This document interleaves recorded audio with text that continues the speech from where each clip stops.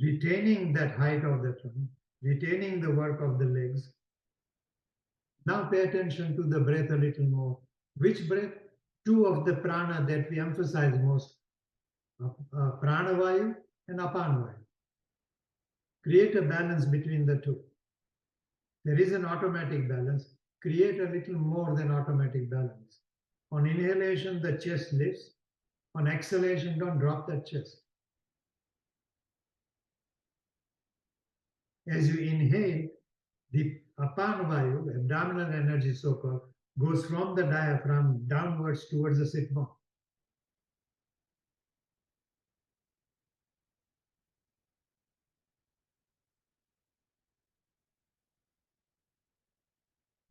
I might have said something wrong. As you inhale, the chest expands, apana vayu moves downwards. As you exhale, apana vayu moves up, the chest retracts or contracts. The meeting point of the two for now is your diaphragm.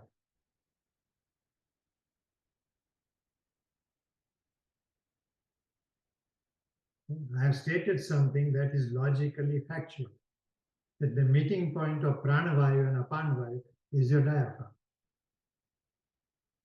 But anybody remembers where else the meeting point of the inhalation and exhalation lies? Anybody remembers? It's your sacrum.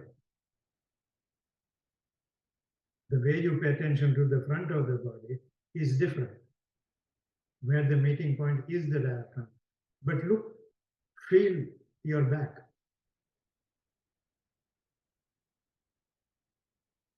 And in your back, what you attempt to feel is the movement of the trapezius skin is down towards the sacrum.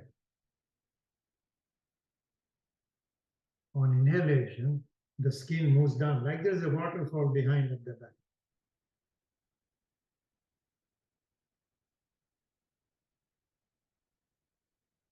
While as you untuck the pelvis and sit up, the movement of that energy on the skin in the back is as though the skin is lifting from the sit bone to the sacrum.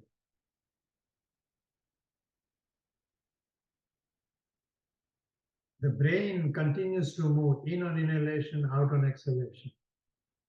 But in the rest of the body, on inhalation, the skin movement is downwards on my trunk, and on the sit bone or on the buttocks, it is upwards. The two meet in the sacrum. If that meeting point of the two energies is above the sacrum or higher up, then you are perhaps pushing your ribs forward. If the meeting point is too far down, then you are tucking too much, your hamstrings are very tight, and you're sitting on the back of the sit bone like I'm now doing. See that your seated position is such that as you hold a good Dandasana position, the meeting point of these two energies in your back is in the middle of the sacrum. And what you will discover with some attention is that even in the sacrum, even as I feel the meeting point is in the sacrum, it is slightly different on the left and the right side. On my right side, the meeting point of those two energies is a little higher. On the left side, it is a little lower. What should I do if I find that? What adjustment should I make?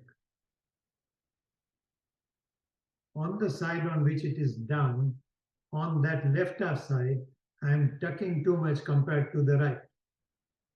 So either I let go of the right and tuck a little, or on the left side, I untuck a little. To bring that sense of movement on left and the right side equally close to the center of the sacrum, to the middle of the sacrum. And to do that, the way I work my legs have to change.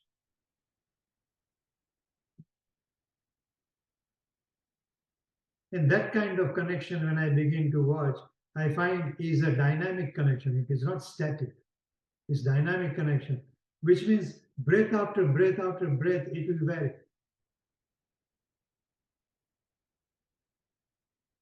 Now, if somebody is a novice to yoga and says, why do you teach in Dandasana, sit in Dandasana so long? Isn't it boring?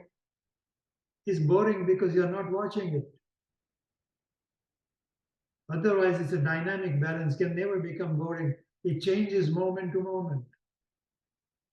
The way I lift my kneecaps, the way I ground my leg, the way I lengthen my bones, all that determines that meeting point.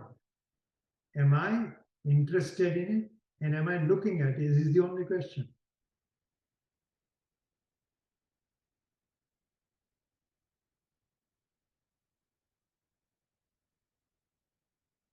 Why untucking the pelvis or tucking the pelvis, one half compared to the other? See how much you can equalize that sensation so that the meeting point of those two energies is in the middle of the sacrum.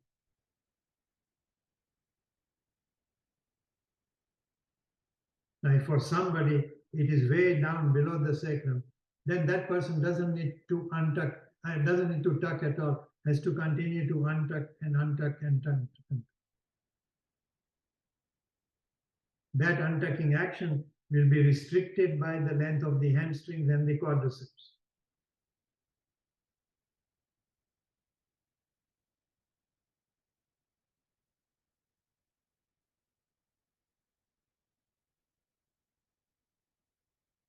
And if I'm able to balance that sense in my sacrum, then I say, oh, okay, interesting, it is balanced a little better today.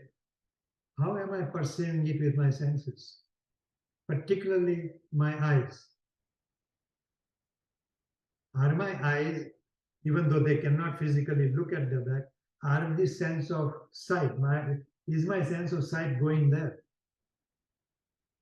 Or is my eye receptive? Are my ears receptive to that moment? Is my sense of touch from wherever I'm sensing it receptive?